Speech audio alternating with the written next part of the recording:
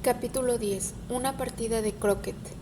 Hemos de reconocer que los hermanos Melville empezaban a contar los días y pronto empezarían a contar las horas.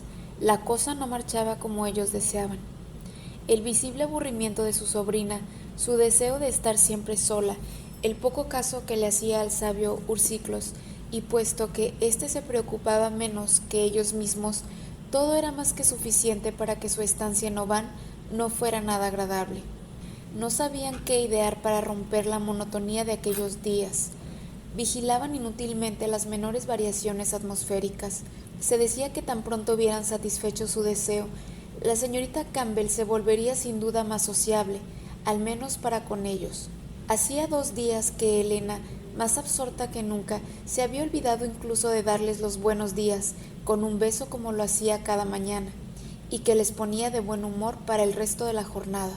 Pero el barómetro, insensible a las recriminaciones 4 de los 2 tíos, no se decidía a pronosticar una modificación del tiempo, aun cuando 10 veces al día daban un ligero golpe al aparato para provocar una oscilación de la columna no se movía de la misma línea. Oh, estos barómetros. No obstante, los hermanos Melville tuvieron una idea. En el mediodía del 11 de agosto propusieron una partida de croquet a la señorita Campbell, con intención de distraerla, si ello era posible, y, a pesar de que Aristóbulo Ursiclos también debía estar, Elena no rechazó la invitación, aunque solo fuera para tenerlos contentos. Hemos de decir que tanto el hermano Sam como el hermano Sib se vanagloriaban de ser unos campeones en aquel juego tan preciado en el Reino Unido. No es más, como se sabe, que el antiguo Mayo muy bien acomodado al gusto de las jóvenes féminas. Y en Oban había precisamente un campo para jugar al croquet. Generalmente sucede que en la mayor parte de las poblaciones de veraneo existe un emplazamiento, mal o bien nivelado, sea pradera o playa, lo cual no prueba tanto la exigencia de los jugadores como su indiferencia o su falta de celo por aquella noble distracción. Pero en Oban no había mesas arenosas, sino tapizadas de mullido césped. Esto es lo que se llama croquet grounds, humedecidas todas las tardes por medio de bombas de riego, apisonadas por las mañanas con rodillos de piedra y suaves como el terciopelo pasado por un laminador. Pequeños trozos de piedra de forma cúbica, a ras del suelo, servían para fijar los piquetes y los arcos. Además, una pequeña zanja de algunas pulgadas de profundidad limitaba cada emplazamiento, rodeando los 1200 pies cuadrados necesarios para las operaciones de los juegos. Los hermanos Melville se habían detenido muchas veces a contemplar con envidia cómo grupos de jóvenes maniobraban en los campos de croquet. Por esto, se sintieron llenos de gozo cuando la señorita Campbell aceptó jugar con ellos, pues sentían la doble satisfacción de distraerla mientras se libraban a su juego favorito ante un grupo de espectadores que los admiraría. ¡Qué vanidosos! Aquel día Aristóbulo Ursiclos consistió en suspender sus trabajos para hallarse en el campo de juego a la hora fijada. Tenía la pretensión de dominar el croquet tanto en la teoría como en la práctica, y lo juzgaba como lo haría un sabio, matemático, calculador, todo tal cual conviene a un cerebro de su especie.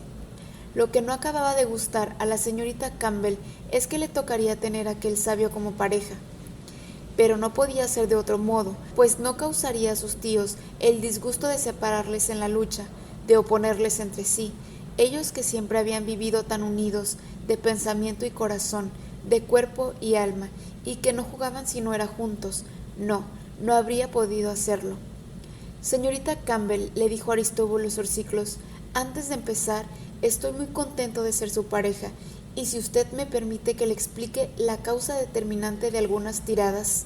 Señor Ursiclos, contestó Elena, llevándole aparte, hemos de dejar ganar a mis tíos. ¿Ganar? Sí, sin que lo parezca. Pero, señorita Campbell, serían muy desgraciados si perdieran. Pero, permítame, contestó Aristóbulo Ursiclos, conozco este juego del croquet matemáticamente y presumo de ellos. He calculado la combinación de las líneas, el valor de las curvas, y me parece que puedo tener la pretensión. Yo no tengo más pretensión, contestó la señorita Campbell, que la de complacer a mis adversarios. Además, son muy fuertes en el croquet, se lo advierto, y no creo que toda su ciencia pueda competir con su habilidad. Ya lo veremos, murmuró Aristóbulo Sursiclos, que por ninguna consideración se hubiera dejado ganar voluntariamente, ni que fuera para complacer a la señorita Campbell. Entretanto, la caja que contenía las bolas, los arcos, los piquetes, las marcas y los mazos acababa de ser depositada en el campo por el muchacho encargado de este servicio. Los 9 arcos fueron dispuestos en figura de rombo y fijos en las bases de piedra, y en los extremos de aquel se elevaron los piquetes. El hermano Sam dijo: «A sortear». Colocaron las marcas en un sombrero y cada uno de los jugadores cogió una al azar.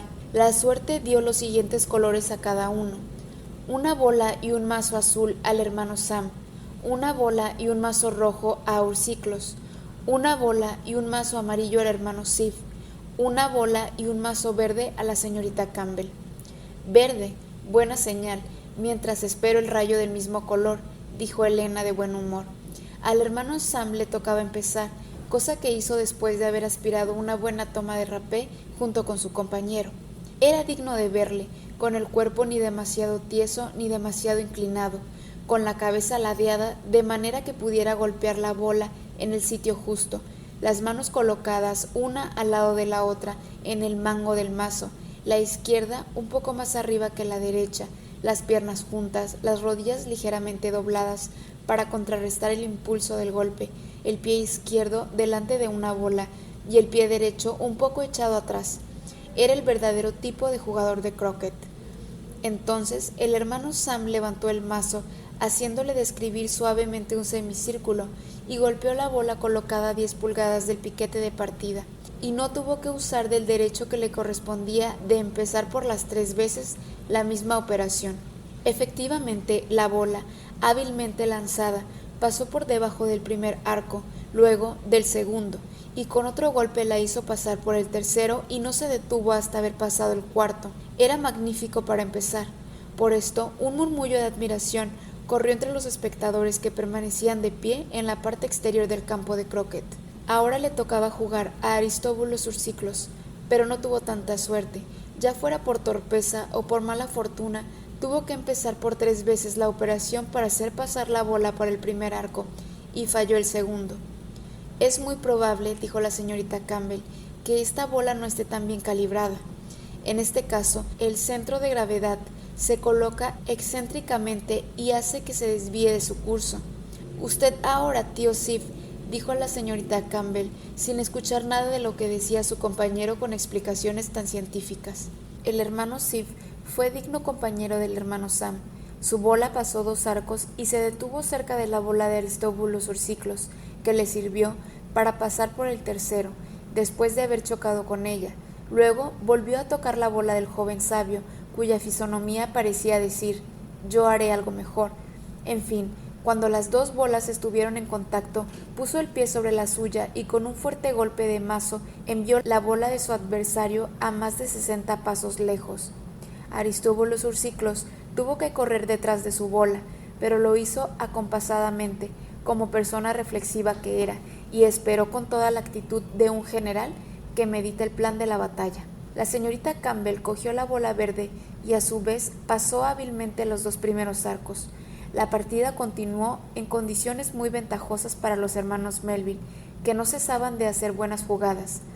Se hacían señas de comprensión, se entendía el menor gesto, sin necesidad de hablar, y ganaban abiertamente, con gran satisfacción de su sobrina, pero con inmensa desesperación de Aristóbulo Sursiclos. La señorita Campbell, a los 5 minutos de juego, viendo que sus tíos los aventajaban mucho, se puso a jugar seriamente y mostró una mayor habilidad que su compañero, quien, a pesar de todo, no le ahorraba los consejos científicos. «El ángulo de reflexión», le decía, «es igual al ángulo de incidencia, y esto debe indicarle la dirección que deben tomar las bolas después del choque. Es necesario, pues, aprovechar».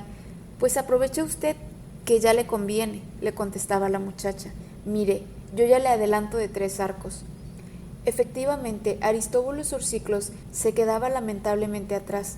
Por 10 veces había intentado pasar la doble arcada central sin conseguirlo. Entonces las tomó contra aquella arcada, haciéndola cambiar de posición, enderezarla y situarla de otra forma para intentar suerte otra vez. pero la suerte no le favorecía. Su bola tropezaba siempre con los hierros y no llegaba a pasar. Verdaderamente la señorita Campbell hubiera podido quejarse de su compañero, pues ella jugaba muy bien y merecía las felicitaciones que no le regateaban sus tíos. Además, estaba muy graciosa, liberándose por entero al juego, y la animación le coloreaba las mejillas y le hacía brillar los ojos.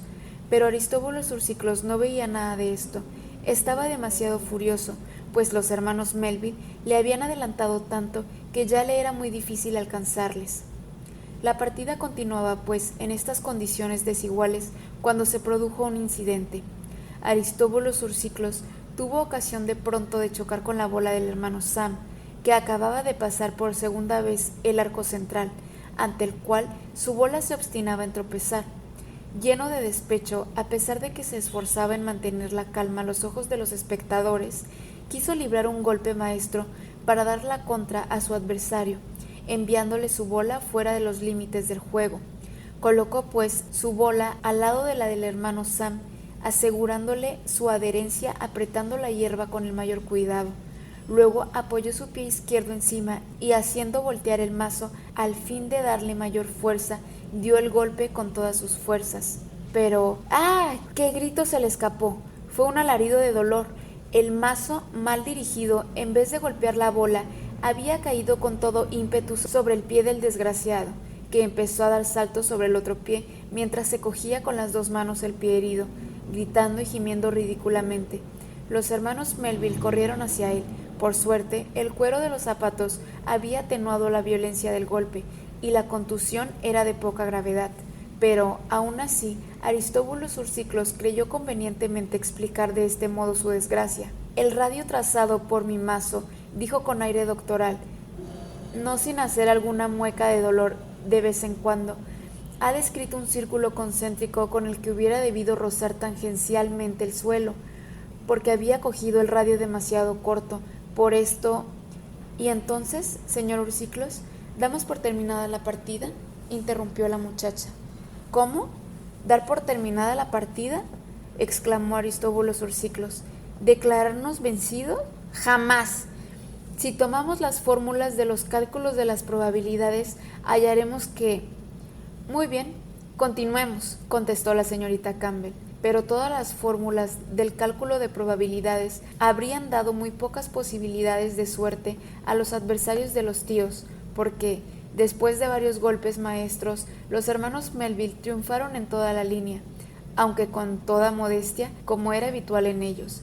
En cuanto a Aristóbulo Sursiclos, a pesar de tantas pretensiones, no había llegado a pasar el arco central.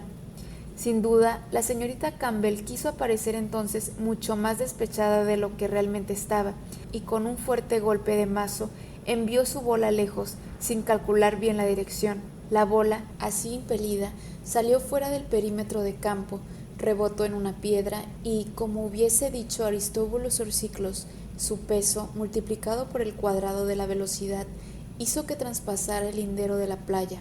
Fue un golpe desgraciado.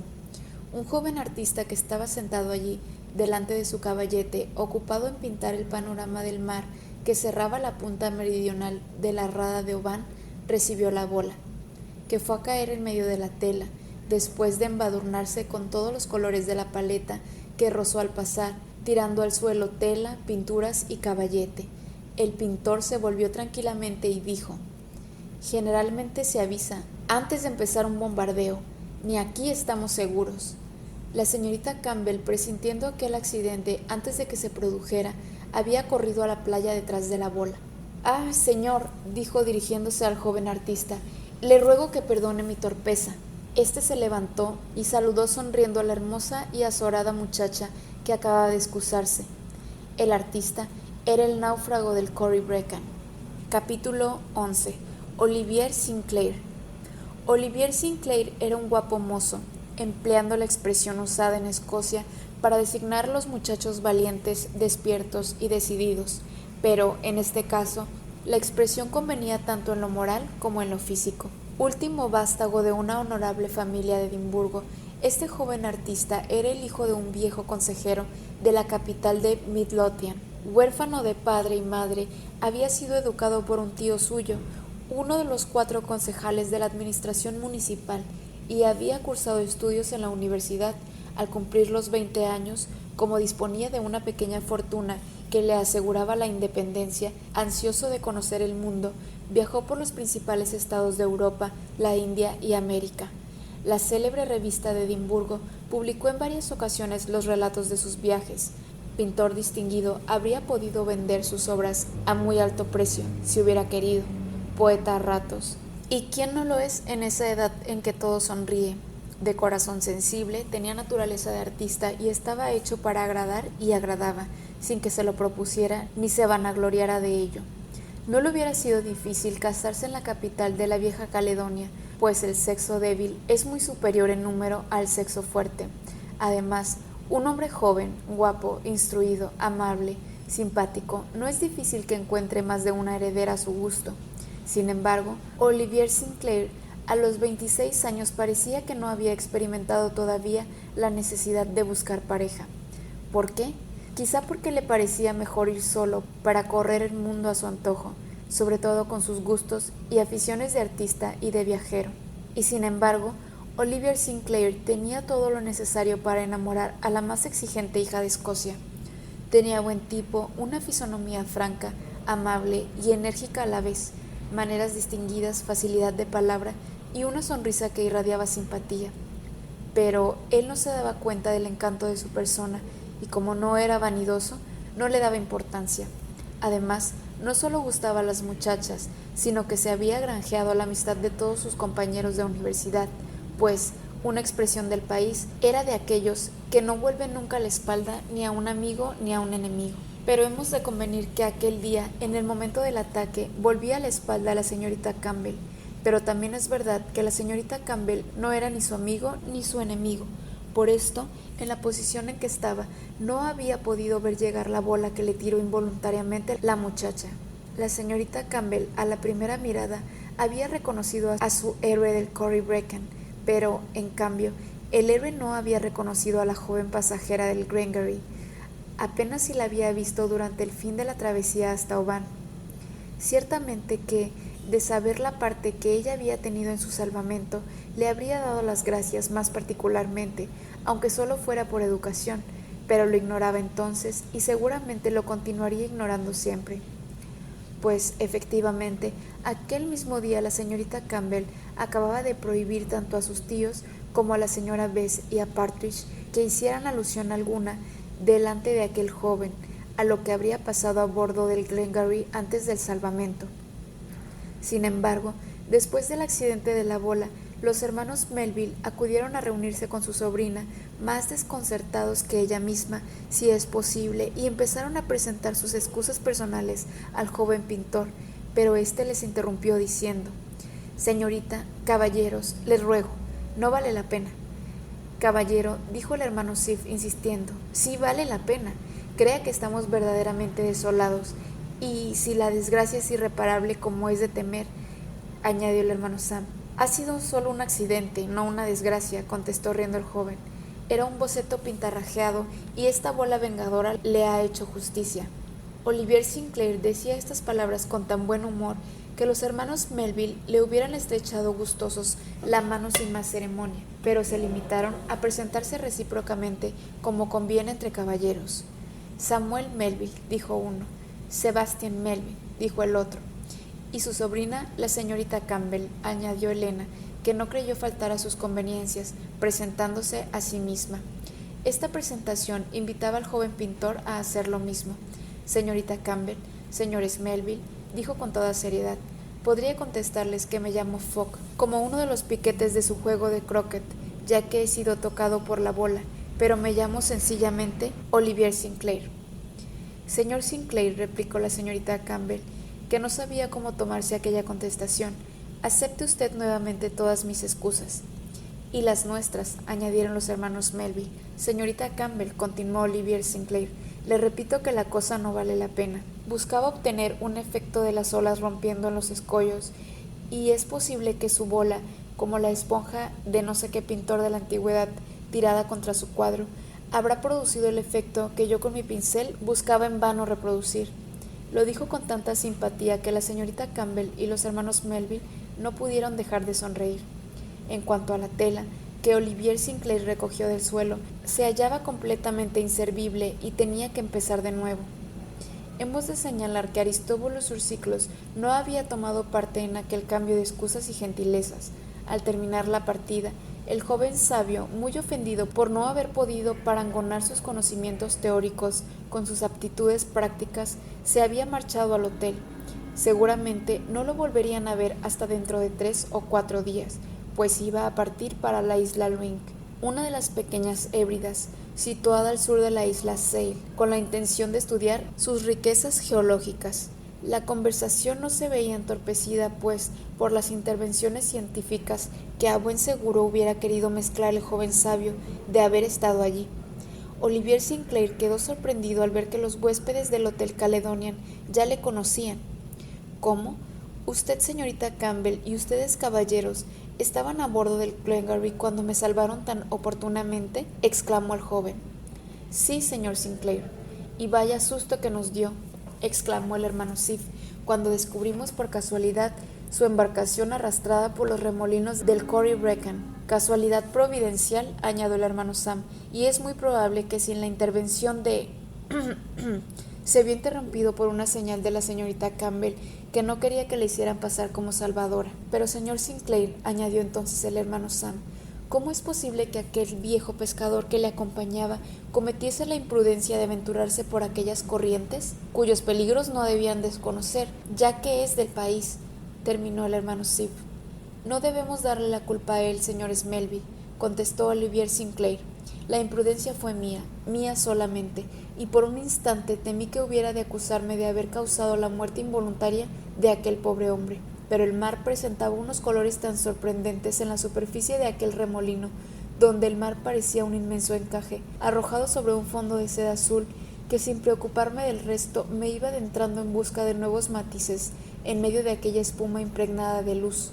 El viejo pescador, presintiendo el peligro, me hacía observaciones y quería regresar a la isla de Jura, pero yo no le escuchaba, remando siempre adelante, hasta que nuestra embarcación se vio cogida por el remolino. Quisimos resistir la atracción del abismo, pero un golpe del mar hirió a mi compañero, que quedó imposibilitado de ayudarme, y ciertamente, sin la llegada providencial del Glengarry, sin la abnegación de su capitán, sin la filantropía de sus pasajeros, mi compañero y yo habríamos pasado a mejor vida, y formaríamos ahora parte de las leyendas del país, registrándose nuestros nombres en el catálogo necrológico del Corry Brecon. La señorita Campbell lo escuchaba sin abrir los labios y solamente miraba fijamente al joven, no pudiendo dejar de sonreír al oírle hablar de sus aventuras en pos de los matices del mar. Ella también corría detrás de una aventura, menos peligrosa es cierto, pero también de la especie de matices de color, la caza del rayo verde. Y los hermanos Melville lo hicieron notar al hablar de los motivos que los habían traído Van, es decir, para observar un fenómeno físico cuya naturaleza dieron a conocer al joven pintor. «El rayo verde», exclamó el joven. «¿Lo ha visto usted ya?», preguntó vivamente la muchacha. «¿Lo ha visto usted?». «No, señorita Campbell», contestó Olivier Sinclair. «Ni sabía que existiera en alguna parte este rayo verde. El sol no se pondrá ya más detrás del horizonte sin que me tenga por testigo de su ocaso. Y, por San Dunstan, el sol no se pondrá ya más detrás del horizonte sin que me tenga por testigo de su ocaso. Y, por San Dunstan, ya no pintaré más que con el color verde de su rayo». Era difícil saber si Olivier Sinclair hablaba con una punta de ironía o se dejaba arrastrar por el lado artístico de su naturaleza. Sin embargo, un raro presentimiento revelaba a la señorita Campbell que el joven no bromeaba. «Señor Sinclair», le dijo, «el rayo verde no es de mi propiedad. Luce para todo el mundo, no pierde nada de su valor al mostrarse a varios curiosos a la vez. Si usted quiere, intentaremos verlo juntos». «Con mucho gusto, señorita Campbell, pero hay que tener mucha paciencia». «La tendré. Y no tema estropearse la vista», dijo el hermano Sam. «El rayo verde bien merece la pena de que nos arriesguemos por él», replicó Olivier Sinclair, «y no quiero marcharme de Oban sin haberlo visto, se lo prometo. Ya fuimos una vez hasta la isla de Seil para ver este rayo, pero una nubecilla se posó a última hora en el horizonte, precisamente cuando el sol se ponía. Vaya fatalidad. Una verdadera fatalidad, señor Sinclair, pues desde aquel día ya nunca hemos vuelto a ver el cielo completamente limpio de nubes. Ya volveremos a verlo, señorita Campbell. El verano no ha dicho todavía su última palabra, y antes de que venga el mal tiempo, créame usted, el sol nos habrá obsequiado con el rayo verde. Para decírselo todo de una vez, señor Sinclair, prosiguió la señorita Campbell, seguramente lo hubiéramos visto la tarde del 2 de agosto, en el mismo horizonte en el estrecho del Corryvreckan, si nuestra atención no hubiese sido atraída por cierto salvamento. ¿Cómo, señorita Campbell?, exclamó Olivier Sinclair. ¿Tan torpe fui que estorbé su contemplación en aquel momento? ¿Mi imprudencia le ha costado a usted el rayo verde? Entonces soy yo quien le debo presentar mis excusas, y se las presento con todo mi pesar por mi inoportuna intervención. Le aseguro que no volverá a ocurrir. Y hablando de esto y de otras cosas, reemprendieron el camino al Hotel Caledonian, donde precisamente Olivier Sinclair se hospedaba desde la víspera, en que regresó una excursión por los alrededores del Dalmally. Aquel joven cuyas maneras francas y comunicativa alegría no desagradaban a los dos hermanos, al contrario, empezó a hablarles entonces de Edimburgo y de su tío, el magistrado Patrick Oldimer, y resultó que los hermanos Melville habían estado vinculados con el señor Oldimer durante algunos años. Entre estas dos familias se habían establecido antaño unas relaciones cordiales que solo el alejamiento de unos y otros había suspendido. Así pues, los Melville invitaron a comer al joven Sinclair, y como no había ninguna razón que obligara a plantar su caballete de artista en otra parte, confirmó que permanecería en Oban para tomar parte de la búsqueda del rayo verde. La señorita Campbell y los hermanos Melville se encontraron con él, pues, muy a menudo en la playa de Oban los días que siguieron. Observaban juntos si las condiciones atmosféricas tendían a mejorar. 10 veces al día interrogaban el barómetro, que a veces dejaba entrever una ligera subida de la columna de mercurio, y efectivamente, el 14 de agosto el benévolo instrumento sobrepasó las 30 pulgadas y 7 décimas. Con qué satisfacción aquel día Olivier Sinclair trajo la buena nueva a la señorita Campbell: un cielo puro como la mirada de la Virgen, ni una ligera nube en el firmamento, la perspectiva de un día espléndido y de una puesta del sol capaz de maravillar a los astrónomos de un observatorio. Si hoy no vemos nuestro rayo al ponerse el sol, dijo Olivier Sinclair, ¿será que nos habremos vuelto ciegos? Mis queridos tíos, exclamó la señorita Campbell, ¿lo habéis oído bien? Será esta tarde. Se convino pues que marcharían después de comer hacia la isla de Seil, y así lo hicieron. Alrededor de las 5, la calesa condujo por la pintoresca carretera del Clachan a la señorita Campbell, resplandeciente, a Olivier Sinclair, radiante, y a los hermanos Melville, que tomaban parte en aquella radiación y aquel resplandor.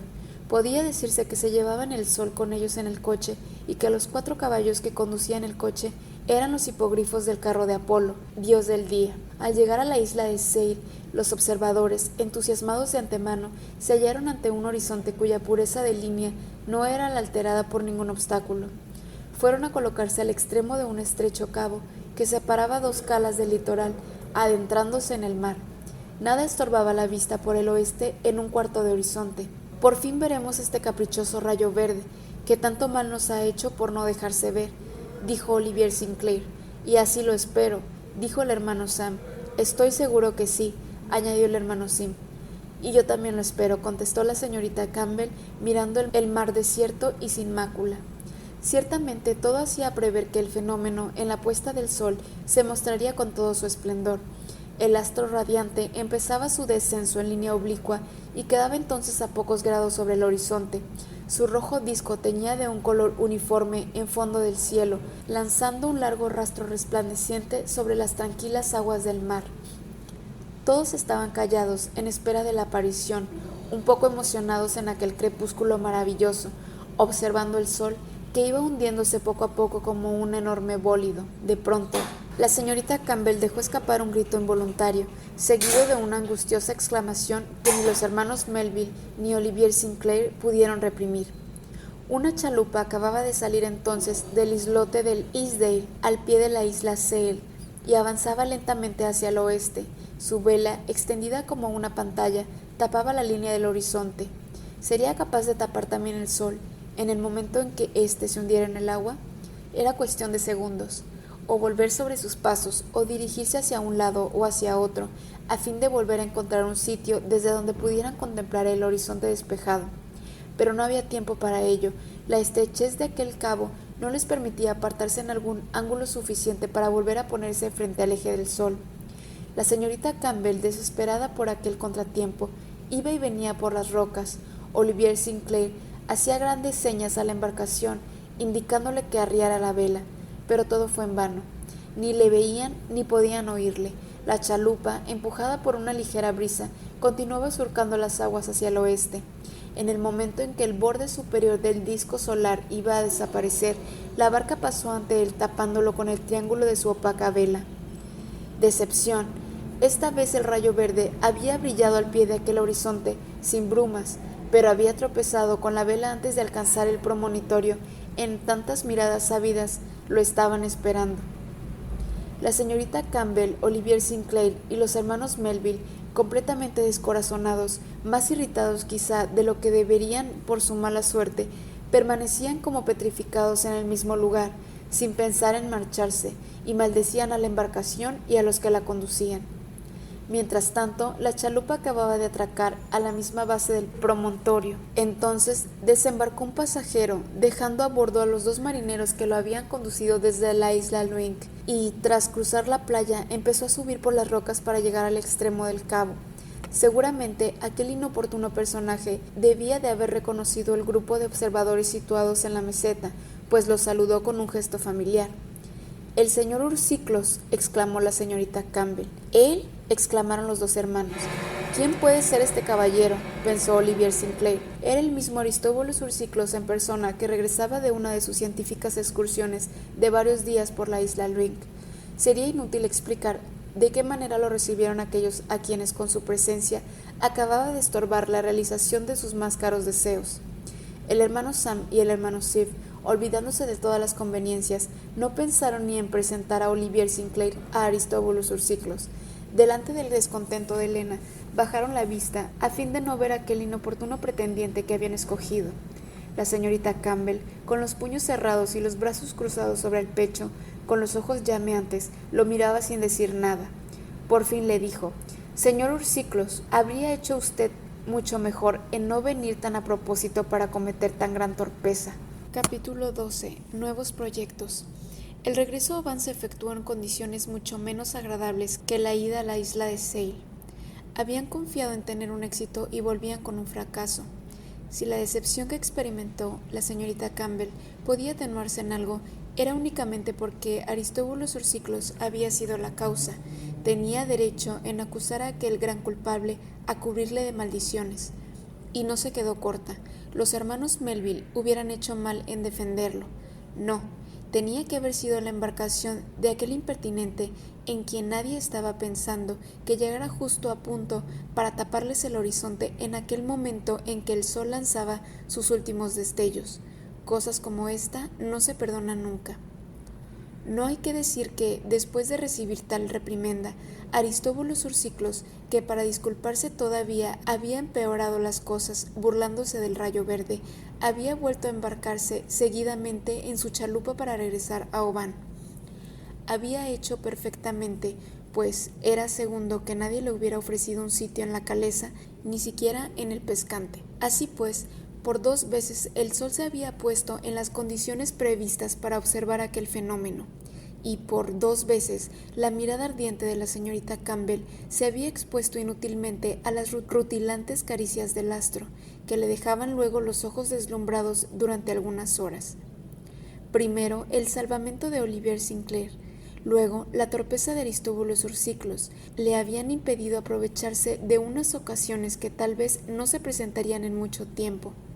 Claro que en los 2 casos las circunstancias no fueran las mismas, y tanto como la señorita Campbell perdonaba al uno, culpaba al otro. ¿Quién habría podido acusarle de parcialidad? Al día siguiente, Olivier Sinclair, con aire soñador, se paseaba por la playa de Oban. ¿Quién sería aquel señor Aristóbulo Ursiclos? ¿Un pariente de la señorita Campbell y de los hermanos Melville? ¿O simplemente un amigo? En todo caso, era seguramente un asiduo de la casa, pues la señorita Campbell no se había guardado de reprocharle furiosamente su torpeza. Pero, ¿Qué le importaba a Olivier Sinclair? Si quería saber a qué atenerse, solo tenía que preguntárselo al hermano Sam o al hermano Steve. Y esto precisamente lo que no quería hacer y lo que no hizo. Sin embargo, no le faltaron ocasiones. Cada día Olivier Sinclair se encontraba o bien con los hermanos Melville, que se paseaban siempre juntos. ¿Quién había podido decir que los había visto alguna vez el uno sin el otro? O acompañados de su sobrina, por las orillas del mar. Hablaban de mil cosas y sobre todo del tiempo, lo que en aquella ocasión no era una manera de hablar de algo cuando no se tiene nada que decir. ¿Volverían a tener una de aquellas tardes serenas que esperaban para volver a la isla de Seil? No era muy seguro. En efecto, después de aquellos 2 días admirables del 2 y 14 de agosto, cada día el cielo se levantaba incierto, lleno de nubes tormentosas. El horizonte era surcado por relámpagos de calor y la bruma crepuscular lo envolvía siempre. En fin, había para desesperar a un aprendiz de astrónomo, aferrado al objetivo de su telescopio y continuando la revisión de un rincón del mapa del cielo. ¿Por qué no confesamos de una vez que el joven pintor se había entusiasmado tanto con el rayo verde como la propia señorita Campbell? Había empezado a interesarse con aquel capricho de la joven y ahora corría con ella por los campos del espacio con su fantasía, con no menos ardor que su compañera. Él no era como Aristóbulo Orciclos, que con su cabeza perdida entre las nubes de la ciencia desdeñaba aquel simple fenómeno óptico. Los dos jóvenes se comprendían y querían ser de los pocos privilegiados a quienes el rayo verde honraría con su aparición. Lo veremos, señorita Campbell, repetía Olivier Sinclair. Lo veremos, aun cuando tenga que ir alumbrado yo mismo, ya que ha sido por culpa mía que se lo perdió usted la primera vez, y me siento algo culpable. Pero un día Olivier Sinclair tuvo una idea feliz. Señorita, le dijo, y ustedes, señores Melville, me parece que, pensándolo bien, Oban es un mal punto para observar el fenómeno en cuestión. ¿Y quién tiene la culpa?, contestó la señorita Campbell, mirando fijamente a los dos culpables. Aquí no existe un horizonte de mar, y por esto nos vemos obligados a ir hasta la isla de Seil a buscarlo, con el riesgo de no hallarnos allí en el momento preciso. Es evidente, contestó la señorita Campbell. Verdaderamente no sé por qué mis tíos han escogido precisamente este horrible lugar para nuestra observación. Querida Elena, contestó el hermano Sam, que no sabía qué decir. Nosotros habíamos pensado... Sí, habíamos pensado lo mismo, terminó el hermano Steve, acudiendo en ayuda de su hermano, que el sol no desdeñaría el horizonte de Oban para su ocaso, ya que Oban está situado a la orilla del mar. Pues pensasteis mal, tíos, contestó la señorita Campbell. Pensasteis muy mal, ya que el sol no se pone por este lado.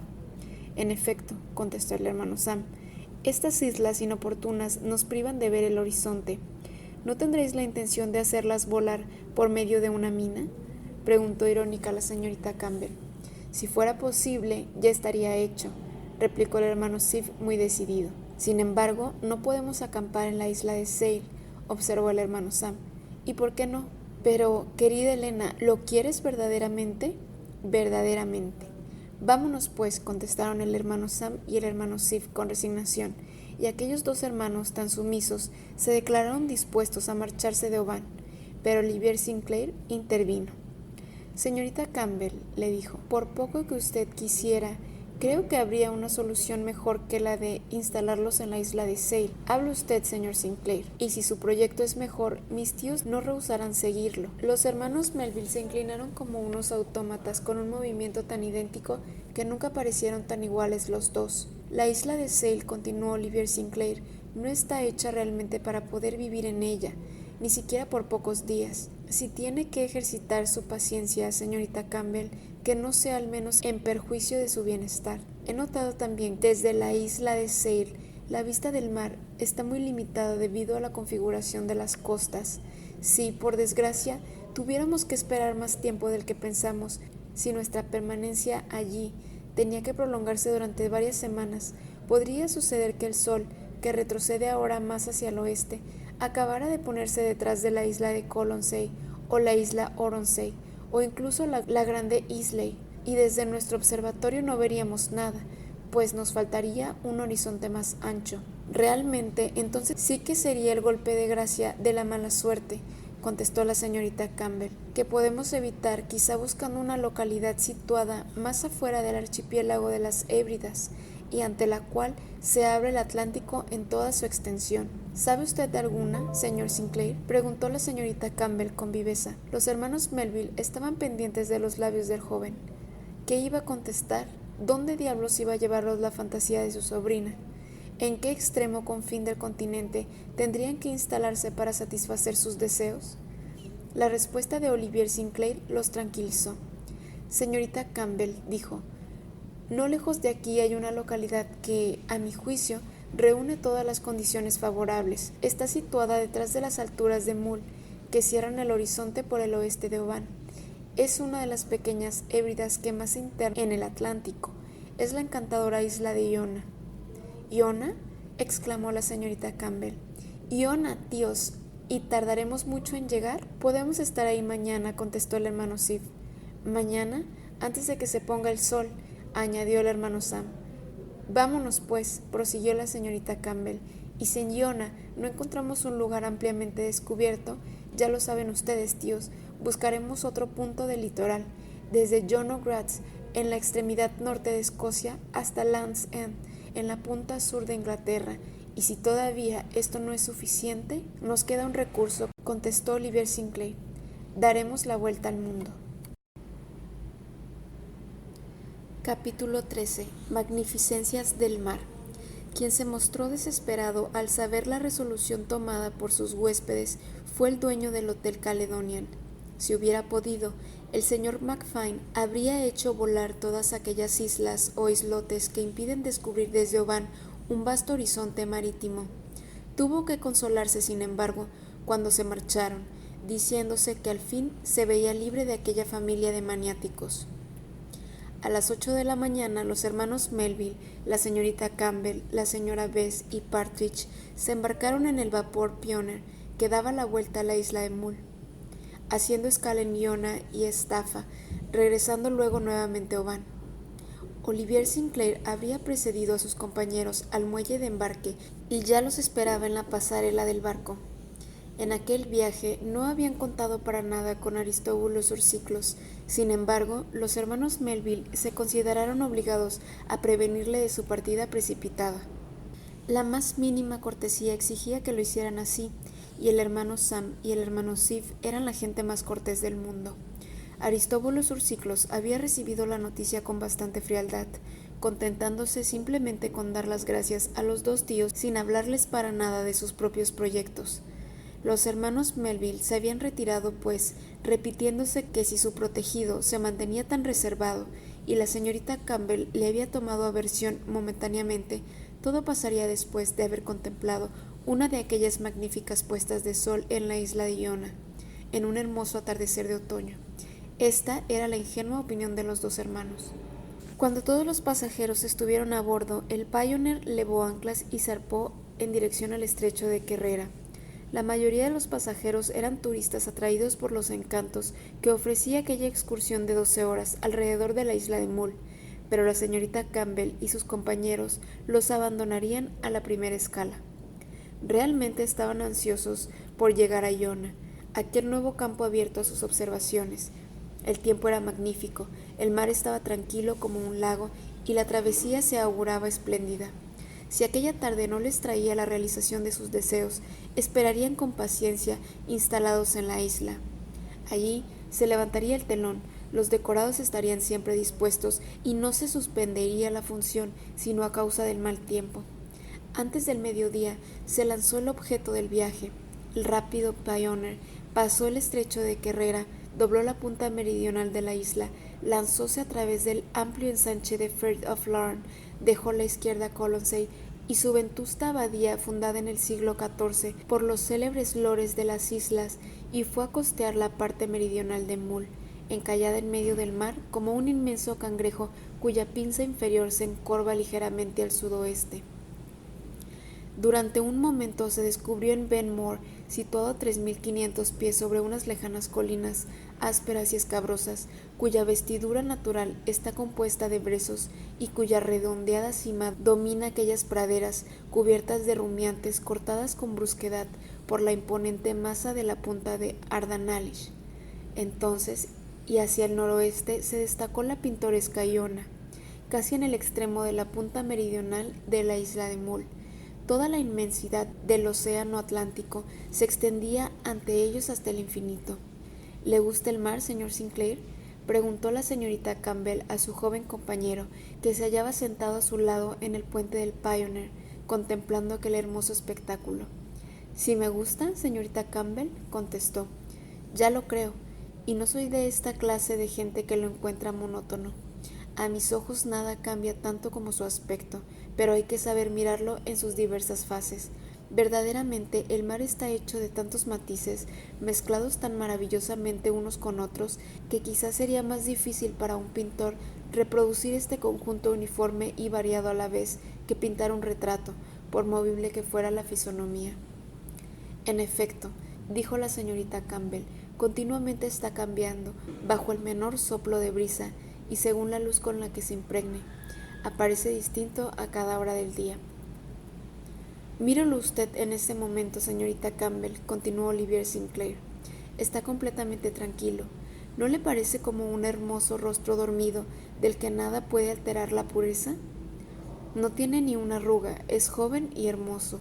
Es como un espejo inmenso, pero un espejo que refleja el cielo, espejo en el que Dios podría mirarse.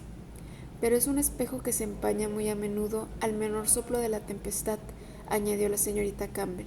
«Bueno», contestó Olivier Sinclair, «precisamente en eso consiste la gran variedad de aspectos del océano. Si se levanta un poco de aire, cambia su faz, se llena de arrugas, y las olas lo coronan de pelo blanco, envejeciéndolo con sus fosforescencias caprichosas y sus encajes de espuma. ¿Cree usted, señor Sinclair, que algún pintor, por famoso que fuera, podría llegar a reproducir en una tela todas las bellezas del mar?» «No lo creo, señorita Campbell. ¿Cómo podría hacerlo? El mar no tiene color propio, solo es un vasto reflejo del cielo. ¿Es azul? No será con el color azul que podremos pintarlo. ¿Es verde? Tampoco podremos hacerlo con el color verde. Ah, señorita Campbell, cuanto más lo miro, más maravilloso lo encuentro. Océano. Esta es la palabra que lo dice todo. Que son a su lado los más grandes continentes, pequeñas islas rodeadas por sus aguas. Cubre las 4/5 partes del mundo. Por una especie de circulación permanente, se nutre con los mismos vapores que desprende y con los cuales alimenta las fuentes que vuelven a él a través de los ríos o que vuelve a recobrar con la lluvia que ha salido de su seno. Sí, el océano es infinito, infinito como el espacio que se refleja en sus aguas. Me gusta oírle hablar con ese entusiasmo, señor Sinclair», contestó la señorita Campbell, «y yo también comparto su entusiasmo. Sí, a mí también me gusta el mar, tanto como a usted». «¿Y no temería usted afrontar todos sus peligros?», preguntó Olivier Sinclair. «No, de verdad, no tendría miedo. ¿Puede tenerse miedo de lo que se admira?». «Usted habría sido una intrépida viajera», dijo Olivier. «Quizás sí, señor Sinclair», contestó la señorita Campbell. «En todo caso, de todos los libros de grandes viajes que he leído, prefiero aquellos que tuvieron por objeto descubrir mares lejanos. ¿Cuántas veces he acompañado con el pensamiento claro a todos esos grandes navegantes en las profundidades desconocidas? No encuentro nada más envidiable que el destino de esos grandes héroes que han llevado a cabo proezas tan magníficas». «Sí, señorita Campbell, en la historia de la humanidad nada hay más hermoso que los descubrimientos. Atravesar el Atlántico por primera vez con Cristóbal Colón, el Pacífico con Magallanes, los mares glaciales con Peary, Franklin, Derby y tantos otros. ¡Qué espléndidos sueños! Yo no puedo ver zarpar un buque, tanto si es de guerra como es mercante o incluso un pesquero, sin que todo mi ser se embarque a su bordo. Creo que nací para marino, y cada día lamento más no haber escogido esta carrera desde mi infancia». «¿Pero ha viajado usted por mar?», preguntó la señorita Campbell. «Tanto como he podido», contestó Olivier Sinclair. «He recorrido un poco el Mediterráneo, desde Gibraltar hasta los puertos de Levante, un poco también el Atlántico hasta América del Norte, luego también los mares septentrionales de Europa, y conozco todos los mares que la naturaleza ha prodigado tanto a Inglaterra como a Escocia». «Todos tan magníficos», exclamó la señorita Campbell. «Sí, señorita Campbell, no he visto nada comparable a esta parte de las Hébridas, hacia las cuales nos dirigimos. Es un verdadero archipiélago con un cielo menos azul que el de Oriente, quizá, pero con más poesía en sus rocas salvajes y sus horizontes brumosos. El archipiélago griego ha sido la cuna de una sociedad de dioses y diosas, es verdad, pero ya se habrá fijado usted que han sido unas divinidades muy burguesas, muy positivas, dotadas sobre todo de una vida material. El Olimpo se me hace a mí como una especie de salón más o menos bien compuesto, donde se reúnen unos dioses demasiado parecidos a los hombres, pues tienen sus mismas debilidades. En cambio, no sucede así en nuestras islas Hébridas. Aquí viven seres sobrenaturales. Las deidades escandinavas, etéreas, inmateriales, son formas impalpables, sin cuerpo. Odín, Oceán, Filgal, son una serie de poéticos fantasmas escapados de los libros de las sagas. Qué hermosas son esas figuras de las cuales podemos evocar en nuestro recuerdo la aparición en medio de la bruma en los mares árticos. Este sí que es un Olimpo más divino que el Olimpo griego. Aquel no tiene nada de terrenal, y si fuese necesario designarle un emplazamiento digno de sus huéspedes, se escogería el mar de Hébridas. Sí, señorita Campbell, aquí adoraría yo a nuestras divinidades, y como verdadero hijo de la antigua Caledonia, no cambiaría nuestro archipiélago, con sus 200 islas, su cielo cargado de vapores y sus revueltos mares calentados por las corrientes del Golfo, por todos los archipiélagos de los mares de Oriente. Y es bien nuestro, escocesos de Highlands, contestó la señorita Campbell, entusiasmada por las ardientes palabras de su compañero. Ah, señor Sinclair, yo como usted soy una apasionada de nuestro archipiélago caledonio, lo encuentro magnífico y lo admiro incluso en sus furores. Y es sublime, efectivamente, contestó Olivier Sinclair. Nada puede detener la violencia de las tempestades que en él estallan después de un recorrido de 3000 millas. La costa americana se halla enfrente de la costa escocesa. Sí, ahí al otro lado del Atlántico se producen las grandes tempestades del océano. Aquí se reciben los primeros embates de las olas y de los vientos lanzados sobre la Europa occidental, pero se estrellan contra nuestras Hébridas, más audaces que aquel hombre de quien habla Livingstone, que no temía a los leones, pero que le daba miedo el océano. Nuestras islas, sólidas sobre su base de granito, se ríen de las violencias del huracán y del mar. El mar, una combinación química de hidrógeno y de oxígeno con un 2,5% de cloruro sódico, nada más bello en efecto que los furores del cloruro de sodio. La señorita Campbell y Oliver se habían vuelto bruscamente al oír aquellas palabras, dichas claramente con intención y pronunciadas como una réplica a su entusiasmo. Aristóbulo Surciclo se hallaba en medio del puente detrás de ellos. El inoportuno no se había podido resistir al deseo de marcharse de Oban, al mismo tiempo que la señorita Campbell, sabiendo que Olivier Sinclair la acompañaba a Iona. Así pues, había embarcado antes que ellos, y después de haber pasado casi toda la travesía sentado en el salón del Pioneer, acababa de subir a cubierta cuando estaban a la vista de la isla. Los furores del cloruro de sodio, qué golpe a todos los sueños de Olivier y de la señorita Campbell. Capítulo 14. La vida en Iona. Mientras tanto, Iona, antiguamente llamada la Isla de las Olas, levantaba cada vez más su colina del abate, que no mide más de 400 sobre el nivel del mar, y el buque se acercaba rápidamente a ella. Hacia el mediodía, el Pioneer ancló en una pequeña rada hecha de rocas, apenas cortadas, cubiertas de musgo macizo.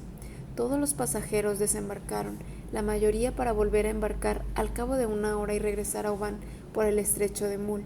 Los otros, en pequeño número, ya sabemos quiénes eran, con la intención de quedarse en Iona. La isla no tiene puerto propiamente dicho. Un muelle de piedra protege una de las bahías contra los embates del océano, nada más. Allí fondean durante el buen tiempo algunos yates de placer y las barcas de pesca que frecuentan aquellos parajes. La señorita Campbell y sus compañeros, separándose de los turistas que tenían ya su programa establecido previamente para visitar la isla en una hora, se ocuparon de buscar alojamiento conveniente. No podían esperar en Iona las mismas comodidades que en las poblaciones de veraneo de la costa de Inglaterra. Efectivamente, Iona no tiene más de 3 millas de largo y una de ancho, y cuenta apenas 500 habitantes. Ahí no existe ningún pueblo, ni aldea, ni nada parecido. Unas cuantas casas esparcidas aquí y allá, la mayoría simples barracas, tan pintorescas como se quiera, pero muy rudimentarias, casi todas sin ventanas, sin chimenea, solo con un agujero en el techo y construidas de piedras y cañas entrecruzadas. ¿Quién creería que Iona fue la cuna de la religión de los druidas en los primeros tiempos de la historia escandinava? ¿Quién se acordaría que en el siglo VI San Columbano, el irlandés, fundó para enseñar la nueva religión de Cristo el primer monasterio de Escocia y que los monjes de Cluny vinieron a vivir en él hasta la Reforma? Ahora todo eran ruinas, y la célebre unidad llamada de Santa Columba se había convertido en la Iona actual, cuyos únicos habitantes son algunos rudos campesinos que arrancan trabajosamente a su arenoso suelo una mediana cosecha de cebada, patatas y trigo, y unos cuantos pescadores cuyas chalupas se llenan de los peces que abundan en las aguas de las pequeñas hébridas. Señorita Campbell, dijo Aristóbulo Surciclos con aire despectivo, ¿cree usted a primera vista que esto es mejor que Oban? Es mucho mejor, contestó ella, mientras pensaba que sería mejor todavía si no hubiera un habitante de más en la isla. Sin embargo, a falta de casino o de hotel, los hermanos Melville descubrieron una especie de posada bastante aceptable, donde se detenían los turistas a quienes no les bastaba el poco tiempo que les dejaba el barco para visitar las ruinas druídicas y cristianas de Iona. Así pues, pudieron hospedarse aquel mismo día en la posada Las Armas de Duncan, mientras Olivier Sinclair y Aristóbulo Surciclos se instalaban lo mejor posible cada uno en una cabaña de pescadores. Pero la señorita Campbell se hallaba con una disposición de espíritu tal que frente a la ventana abierta del mar de su pequeño cuartito se encontraba tan bien como en la terraza de su torre de Helensburgh, y mucho mejor sin duda alguna que en el salón del Hotel Caledonian. Desde donde se hallaba, el horizonte se extendía ante sus ojos sin que ningún islote rompiera su línea circular, y con un poco de imaginación hubiera podido apercibir a 3000 millas de distancia la costa americana del otro lado del Atlántico. Verdaderamente el sol tenía un buen escenario para ponerse en todo su esplendor. Rápida y fácilmente organizaron la vida en común. Todos juntos comían en la sala comedor de la posada. Siguiendo la antigua costumbre, la señora Bess y Partridge se sentaron en la mesa de sus dueños. Quizá Aristóbulo Surciclos no disimuló su sorpresa, pero Olivier Sinclair no encontró nada que decir. Además, ya había empezado a tomar cariño a aquellos dos sirvientes que le respondían también con afecto. Toda la familia vivía según el antiguo modo escocés, con toda simplicidad. Después de pasearse por la isla, después de conversar sobre las cosas de tiempos lejanos, evocaciones que Aristóbulo Surciclos no olvidaba nunca enriquecer con sus inoportunidades, se reunían para comer al mediodía y para cenar a las 8 de la noche. Luego, la señorita Campbell se iba a contemplar la puesta del sol, hiciera el tiempo que hiciera, aunque estuviera nublado. ¿Quién sabe? Podría abrirse las nubes por casualidad y dejar pasar el rayo verde. ¿Y qué comidas? Los más caledonianos de los invitados de Walter Scott a una comida de Fergus MacGregor, a una cena de Oldbuck el anticuario, no hubieran podido reprochar nada a los platos preparados siguiendo la moda culinaria de la vieja Escocia. La señorita Bess y Partridge, trasladados un siglo atrás, se sentían tan felices como si estuvieran en tiempos de sus ancestros. El hermano Sam y el hermano Sid acogían con gran placer las combinaciones culinarias que antiguamente se habían servido en la familia Melville. He aquí los comentarios que se oían en la sala convertida en comedor. Un poco más de estos cakes de harina de avena, mucho más sabrosos que los blandos pasteles de Glasgow. Un poco más de este Sowens, que los montañeses saborean todavía en los Highlands. Deme más de este haggis, que ya nuestro gran poeta Burns celebró dignamente en sus versos como el primero, el mejor y el más nacional de los pudings escoceses. Voy a repetir este hot potch, más exquisito que el mejor guiso de la cocinera de Helensburgh. ¡Ah, qué bien se comía en las armas de Duncan, y qué bien se bebía, además! Había que ver a los hermanos Melville brindar con aquellos grandes vasos que pueden contener por lo menos 4 pintas, llenos de usquebau, la cerveza nacional por excelencia y el mejor qué, o el mejor hummock, y el whisky cuya fermentación parece que continúa en el estómago de los bebedores. Y si la cerveza fuerte hubiera faltado, no hubieran tenido que contenerse con el simple mum destilado de trigo, habrían tenido el twopenny, que se podía alargar con un vaso de ginebra. Ciertamente que no pensaban en echar de menos el Jerez o el Oporto de las bodegas de Helensburgh o de Glasgow. Si Aristóbulo Ursiclos, acostumbrado a las comodidades modernas, se quejaba más a menudo de lo que convenía, nadie hacía el menor caso de sus quejas. Sí, él encontraba los días largos en aquella isla. En cambio, para los demás el tiempo pasaba demasiado deprisa, y la señorita Campbell no refunfuñaba ya contra las nubes que cubrían cada tarde el horizonte. Claro que Iona no era grande, pero a quien le gustaba pasear al aire libre no necesita grandes espacios. De vez en cuando Olivier Sinclair se detenía para pintar algún rincón pintoresco y la señorita Campbell lo miraba pintar, y el tiempo transcurría apaciblemente para todos. Los días 26, 27, 28 y 29 de agosto se sucedieron sin un instante de aburrimiento.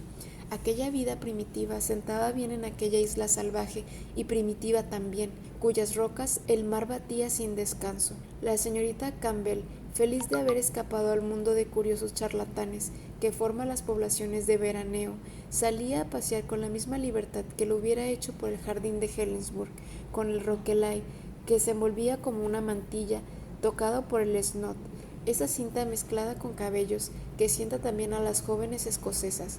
Olivier Sinclair no se cansaba de admirar su gracia, el encanto de su persona, ese atractivo que producía sobre él un efecto del que se daba perfecta cuenta. Muchas veces paseaban juntos hablando, mirando y soñando hasta las últimas playas de la isla, y ahí se detenían, viendo volar delante de ellos a bandadas los cuervos marinos escoceses, los tamninoris, cuya soledad turbaban, los pictarnis, a la espera de los pececillos depositados por los remolinos de la resaca, y los pájaros bobos de Bazán, de negro plumaje, alas blancas en sus puntas, cabeza amarilla, que representa más particularmente la clase de las palmípedas en la ornitología de las hébridas. Al llegar la noche, después de la puesta de sol, con qué gusto se paseaban la señorita Campbell y los suyos por la playa desierta bajo las estrellas.